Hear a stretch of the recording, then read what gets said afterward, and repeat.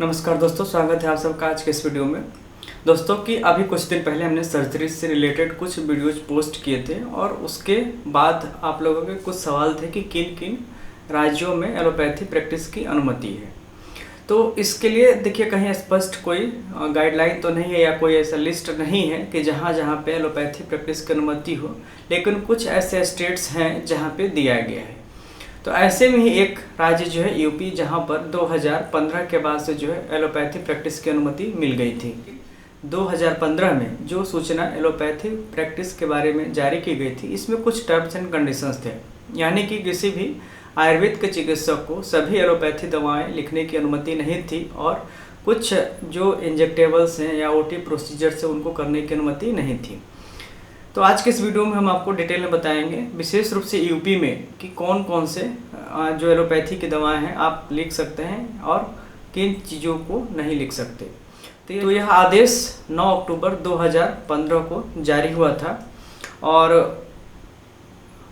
उत्तर प्रदेश शासन आयुष अनुभाग 1 का ये आदेश है, जो कि 9 अक्टूबर 2015 को जारी हुआ था। और इसमें जो लिखा गया है स्पष्ट रूप से हम आपको पढ़ के बता देते हैं। इसके स्क्रीनशॉट भी हम इस वीडियो में लगा देंगे, आप उसको देख सकते हैं, पढ़ भी सकते हैं और पूरा आदेश अपने टेलीग्राम ग्रुप में मैं डाल भी दूंगा, तो आप वहां से भी इसको देख सकते हैं। इसमें जो लिखा गया है, इसका जो आदेश है, औषधि और प्रसाधन सामग्री अधिनियम 1940 के अधीन बनाई गई औषधि और प्रसाधन सामग्री नियमावली 1945 के नियम 2 के खंड अंग के उपखंड 3 के द्वारा प्रदत्त शक्ति का प्रयोग करके राज्यपाल घोषणा करते हैं कि भारतीय चिकित्सा केंद्रीय परिषद अधिनियम 1970 की द्वितीय अनुसूची में विनिर्दिष्ट अर्हता रखने वाले और संयुक्त प्रांत भारतीय चिकित्सा अधिनियम 1939 के अधीन पंजीकृत व्यक्ति नीचे अनुसूची में उल्लिखित आधुनिक चिकित्सा पद्धति की औषधि के प्रयोग के लिए उस सीमा तक हकदार होंगे जहां तक उन्हें उत्तर प्रदेश के उक्त अधिनियम सन 1970 के अधीन केंद्रीय भारतीय चिकित्सा परिषद द्वारा समय समय पर विहित पाठ्यक्रम के अनुसार प्रशिक्षण दिया गया हो।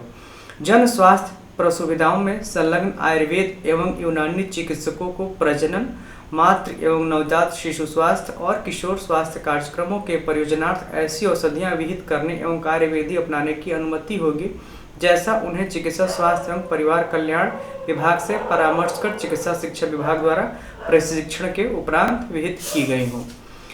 तो आपने देखा, मैंने इसको पढ़ के सुनाया इस आदेश की कॉपी को, इसमें क्या क्या लिखा गया है। तो इसमें एक चीज़ और है कि जहाँ तक आपको प्रशिक्षण मिला हो वहाँ तक आप एलोपैथी दवाओं को लिख सकते हैं। हालांकि इसमें जो नीचे सूची दी गई है इसके बारे में हम आपको डिटेल में बताएंगे कि सूची में कौन कौन सी जो औषधियाँ दी गई हैं। साथ में इन्होंने कुछ एक्स्ट्रा भी पॉइंट्स नोट किया है कि जन स्वास्थ्य सुविधाओं में संलग्न आयुर्वेद एवं यूनानी चिकित्सकों को, यानी कि ऐसे आयुर्वेद एवं यूनानी चिकित्सक जो प्रजनन, मातृ एवं नवजात शिशु स्वास्थ्य और किशोर स्वास्थ्य कार्यक्रम में जो संलग्न है, जिससे कि आप देख रहे हैं JSY जननी सुरक्षा योजना है और RBSK वाली योजना है, अगर इसमें कोई आयुर्वेद या यूनानी का चिकित्सक इन्वॉल्व है, यानी उनसे सेवाएं ली जा रही हैं, तो इसमें चिकित्सा स्वास्थ्य एवं परिवार कल्याण विभाग से के अंतर्गत अगर कुछ अतिरिक्त प्रशिक्षण दिया गया है तो उन दवाओं को भी लिखने की अनुमति रहेगी। तो जो अनुसूची में जो दवाएं हैं इसमें हम आपको सिर्फ ग्रुप्स का नाम बता देंगे, क्योंकि दवाओं की लिस्ट लंबी है। आप उसको टेलीग्राम में ये पूरा PDF हम आपको दे देंगे या वीडियो को पॉज करके आप देख लीजिएगा, इसका स्क्रीनशॉट हम लगा देंगे। तो इसमें है कि एंटासिड्स में H2 receptors blocker, PPI antihistaminic, जीवाणुनाशक यानी कि एंटीबायोटिक्स में cotrimoxazole, trimethoprim, cephalosporin, erythromycin, nitrofurantoin, metronidazole, tinidazole, ampicillin. और इसके साथ जो डॉट्स थेरेपी का है, जो मतलब जो TB वाली दवाएं हैं, कृमिनाशक में बेंडाजोल, एल्बेंडाजोल, मलेरिया के लिए क्लोरोक्विन है, प्राइमाक्विन है, सल्फाडॉक्सिन है, पायरिमेथामाइन है, कुष्ठनाशक यानी कि जो MDT की ड्रग्स हैं, डेप्सोन है, रिफेम्पसिन और क्लोफाजिमाइन है, एंटी अमीबिक ड्रग्स मेट्रोंडाजोल, टेंडाजोल आप लिख सकते हैं, एंटी स्कैबीज ड्रग्स लिख सकते हैं, टॉपिकल एंटी फंगल लिख सकते हैं, एंटीवायरल लिख सकते हैं, एंटी कोलिनर्जिक जैसे डाइसाइक्लोमिन है आप उसको लिख सकते हैं, वामारोधी यानी कि एंटीमेटिक ड्रग्स लिख सकते हैं, ज्वरक अंग वेदना शामक एंटी पायरेटिक और एनाल्जेसिक आप लिख सकते हैं, मृदु विरेचक जो लैक्जेटिव है उसे दे सकते हैं, मौखिक पुनर्जलीकरण घोल यानी कि जो ORS है वो आप प्रोवाइड कर सकते हैं, दे सकते हैं। आयरन और विटामिन के सप्लीमेंट्स आप लिख सकते हैं। जो श्वास संबंधी जो ड्रग्स हैं, ब्रोंकोडायलेटर्स हैं, साल्बुटामोल, थियोफाइलिन, अमीनोफाइलिन, आप इनको लिख सकते हैं।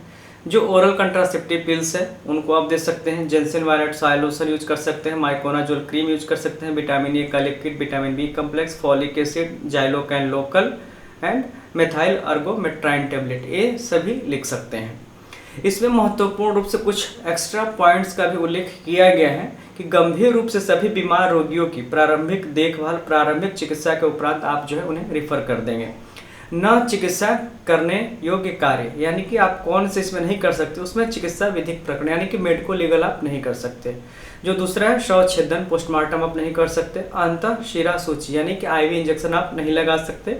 और शुद्ध आयुर्वेदिक, यूनानी शल्य कर्म तथा छार सूत्र से भिन्न शल्य कर्म, तो जो हमारा ट्रेडिशनल छार सूत्र कर्म है उसे हम कर सकते हैं, इसके अलावा कोई शल्य कर्म नहीं कर सकते।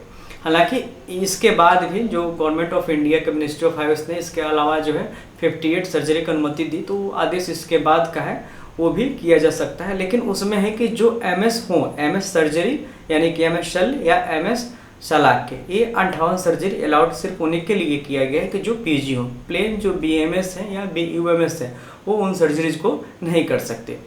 तो ये थी कंप्लीट लिस्ट जो कि यूपी में विशेष रूप से इसी प्रदेश में अक्टूबर 2015 के बाद शासनादेश के माध्यम से जो नोटिफिकेशन हुआ था, तो इन दवाओं को लिखने की अनुमति दी गई थी। तो इसमें जो है हमारे रेगुलर प्रैक्टिस की लगभग सारी मेडिसिन उपलब्ध हैं। आप इनको करके आप अपनी रेगुलर प्रैक्टिस आसानी से कर सकते हैं। इनके अलावा बहुत ज़्यादा मेडिसिन की आवश्यकता नहीं पड़ती है। जहाँ तक आईवी का सवाल है तो मना किया गया है, तो उसके लिए आप आईवी ना यूज करें, ज़्यादा बेहतर है, क्योंकि अब तक ऐसा कोई नोटिफिकेशन अब तक नहीं आया है जिसमें कि आईवी की परमिशन दी गई हो।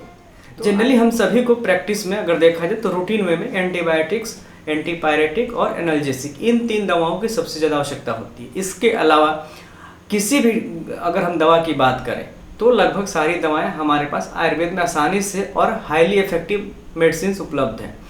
तो हमें बहुत ज़्यादा नीड भी नहीं पड़ेगी। अगर एंटीबायोटिक और एनाल्जेसिक्स के अलावा अगर हम बात करें तो किसी और ज़्यादा एलोपैथ आवश्यक दवाओं की आवश्यकता नहीं पड़ती है।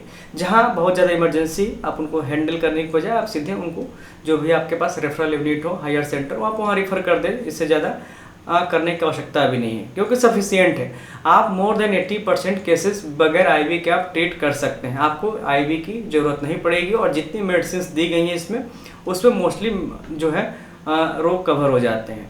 जैसे टीबी की भी दवा लिखने की परमिशन आपके पास है ही, आप लेप्रोसी की दवा इस्तेमाल कर सकते हैं, एंटीबायोटिक आपके पास परमिशन है, एंटी फंगल की परमिशन है, तो इससे ज़्यादा दवाओं की आवश्यकता नहीं पड़ती है। तो ये थे उत्तर प्रदेश में अनुमति प्राप्त एलोपैथी दवाओं की सूची। तो वीडियो अगर आपको अच्छा लगे तो इसे अधिक से अधिक लाइक कीजिए, शेयर कीजिए। धन्यवाद।